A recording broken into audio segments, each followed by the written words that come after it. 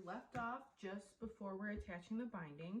Your pattern has little lines on it, and that's where your binding's going to start or stop, whichever way you look at it, here on the back side.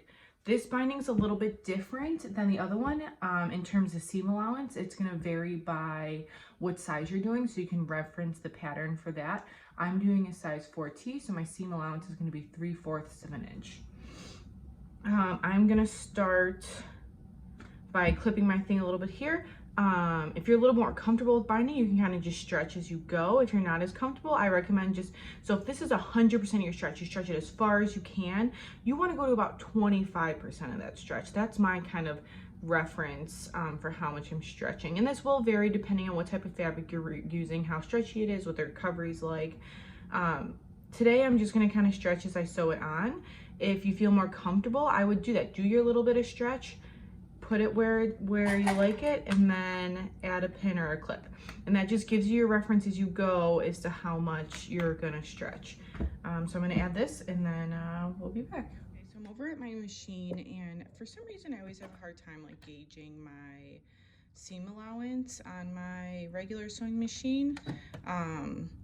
So I measured from my needle 3/4 of an inch because that's what the pattern calls for the size I'm doing, and I just put a little piece of painter's tape there to help me like guide and keep my seam allowance. Okay, so I am going to use my regular sewing machine for this as it calls for in the pattern. You get to use a straight stitch. I have my little tape here to help me as my guide. I'm going to start a little bit here, go back and forward, and then these are right sides together. Sorry, I forgot to mention that your binding piece is right sides together with your shorts. And I'm just going to do that little 25% stretch as I go.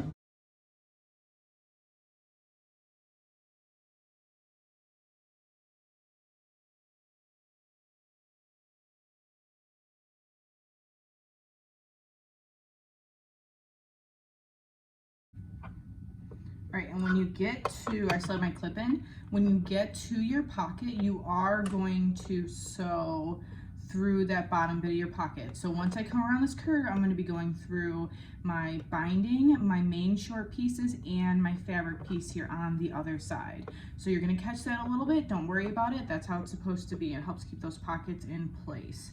And then I also like to check that everything's still laying flat if you didn't do a stay stitch. Just make sure everything under there is how you need it.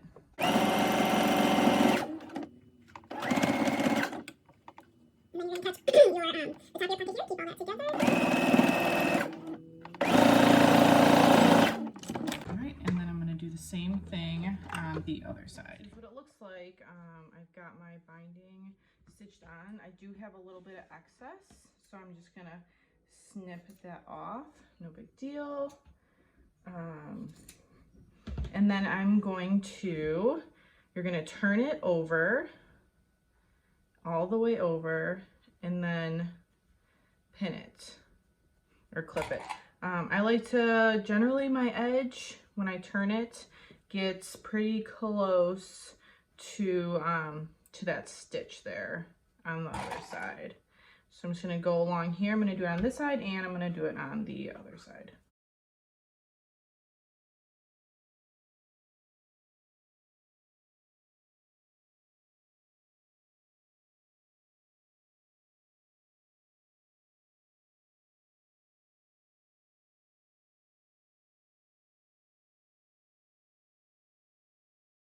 What it looks like all pinned up. You should have a nice clean binding here, and then I'm gonna go and top stitch this. I'm gonna use my cover stitch, and I'm gonna do 2 chain stitches along the close to the edge and the little outer edge, and then same thing if you have a regular sewing machine, you can do one of your favorite stretch stitches. So I'm gonna do that, and then I'll be back. Now you should have a nice your binding nice and top stitched. I did go ahead and do the next step. You're going to zigzag stitch or serge this raw edge here on the back.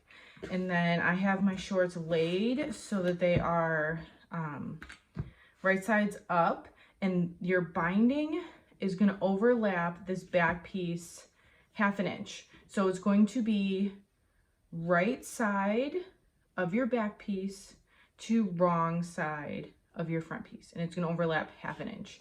What I like to do is I take my back piece, I will actually go ahead and make a little line here for this 1/2 inch with my chalk. I know it seems a little extra, but it really helps me out here.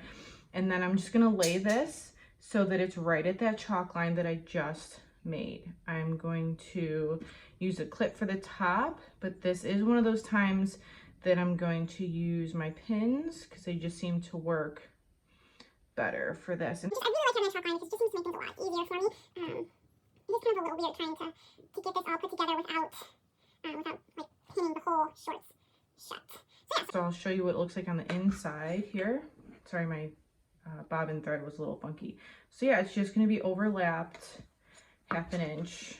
I'm going to do the same thing for the other side.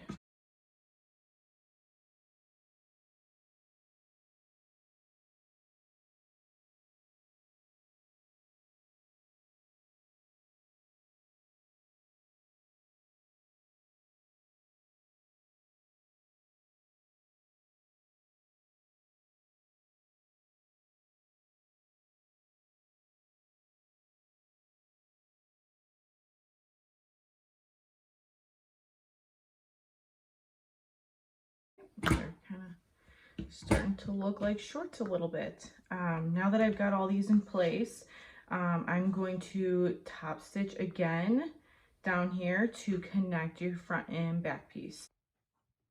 All right, so I'm over here at my cover stitch machine. I said a few times I'm using my chain stitch, and all that means is that I'm sewing with 1 needle on my cover stitch opposed to 2. So when you're doing this, you're just going to be going through the binding and the back piece. You don't want to be going through like your whole leg of your shorts, otherwise they're just not going to work.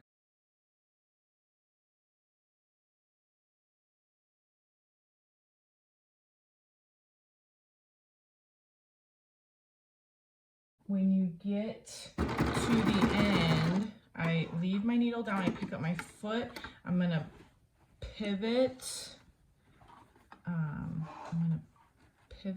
and then just sew across, and that's how I'm going to finish these. They're starting to look like shorts. I'm going to put these aside for a little bit, and we are going to get the waistband ready.